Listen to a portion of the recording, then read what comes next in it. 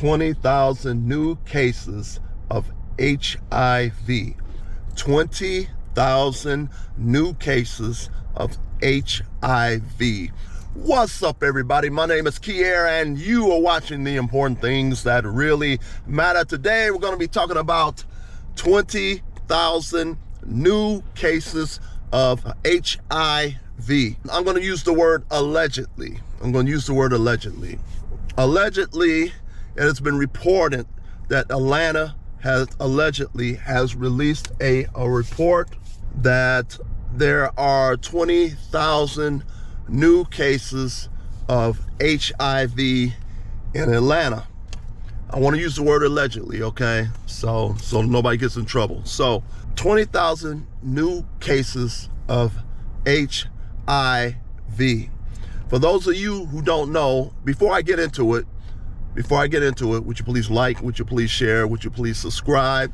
Would you please like, would you please share, would you please subscribe? I guarantee you, if you subscribe and you like, this channel will provide you with information that will save you hundreds of thousands of dollars, possibly thousands and thousands of dollars, and also possibly save you a whole lot of pain and suffering. And today's video is going to go into something very, very important that will do both. Save you a whole lot of thousands upon thousands of dollars if you don't catch this stuff, and also save you a whole lot of pain and suffering, because you're going to go through a whole lot of pain and suffering if you catch HIV from somebody.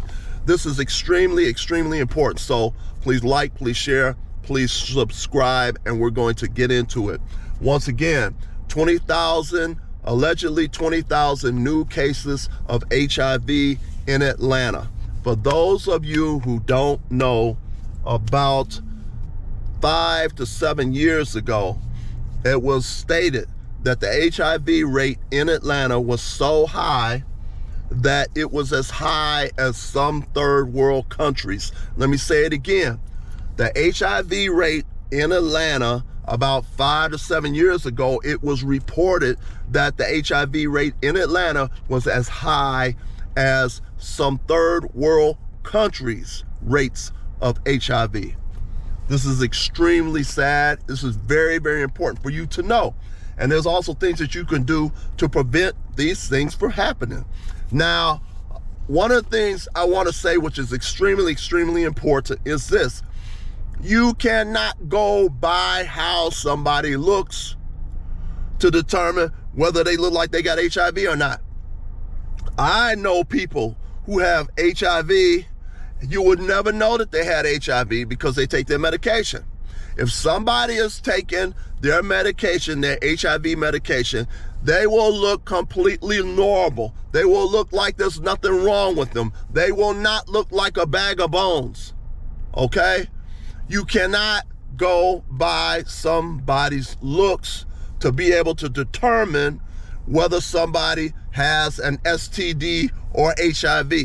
Not everybody that has HIV looks like a bag of bones. Do you follow what I'm saying? It's extremely, extremely important for you to make sure you get people tested. If there's somebody that you are interested in, that you want to be intimate with, you need to be wearing a condom. You need to be wearing a rubber.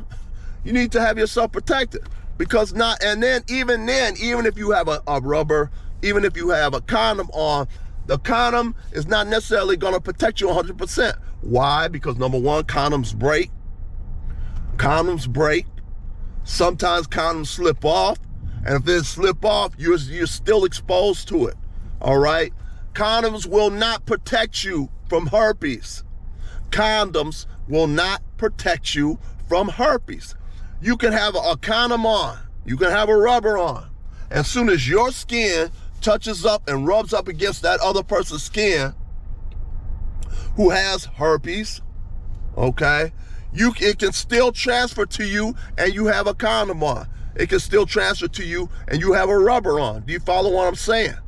And I found out recently from a person who had herpes. I always had thought that a person who had herpes, that you couldn't get anything unless they had some type of flare-up or they were showing that they were having a breakout, okay? but found out recently from a guy who had herpes is that you can be completely undetectable in terms of nobody can look at your skin to see that you don't have any bumps, or you don't have any indication that you're breaking out or anything. But the guy was saying that you don't even have to be showing. You could still give it to somebody whether you're breaking out, having a herpes outbreak or not. So even with a rubber on, you can still get herpes, and you can still get some other diseases, such as recently. You need to go back and look at the video that I did not too long ago. There's a video I did not too long ago called The New Flesh-Eating STD. The New Flesh-Eating STD video that I did not too long ago. You need to go back and look at that. There's actually 2 of them, but there's one that's very, very serious. And I don't know what the exact name of it is, but part of the name was, I think it was phallocytis, something like that. But anyway, go back and look at my video on the new flesh-eating STD. That new flesh-eating STD started on a woman as a little spot on her private part, and within 24 hours to 48 hours, that little spot that was on that woman's private part spread all over her private parts, infected the skin in her hip, infected the skin up under her lower part of her stomach. Any part that's infected by this flesh-eating STD, they have to cut all that meat off. So all the part of that woman that was infected, all her private parts, they got to cut all that meat off. All the infected skin that was infected on her hip had to be cut off. The lower part of her stomach, all the infected skin has to be cut off. So you can have a rubber, you can have a condom on and still get that. Are you following what I'm saying? So not only is that it, so make sure you take time to go back and look at the new flesh-eating STD video that I just did not too long ago. I'm gonna probably put a link to that in the description box below, okay? Make sure you look at it. It's very, very important. I go into very, very detailed depths as to how you can get it. You have to understand that rubbers and condoms will not protect you for everything, all right? Now, it is not just Atlanta that has a high rate of HIV, but it's other places. You might as well just say darn near any major city has probably you can almost automatically assume has a high HIV rate. Do you hear me? Almost every major city, you might as well just go ahead and make the assumption that any major city that you're in is going to have high numbers of HIV. As a matter of fact, it's not even every major city, because I've been told recently that Memphis, Tennessee has a high rate of HIV. And Memphis is not even a large major city to my understanding, okay? So wherever you're at, if it's anywhere in a major city or even in a minor city, they probably have high rates of HIV. I've recently heard about Philadelphia, of course, certain parts of Illinois. Just assume that any and all major cities, and even some minor ones, some cities in Florida, cities in Alabama, just might as well just say darn near any major city in the United States is probably have a high HIV rate.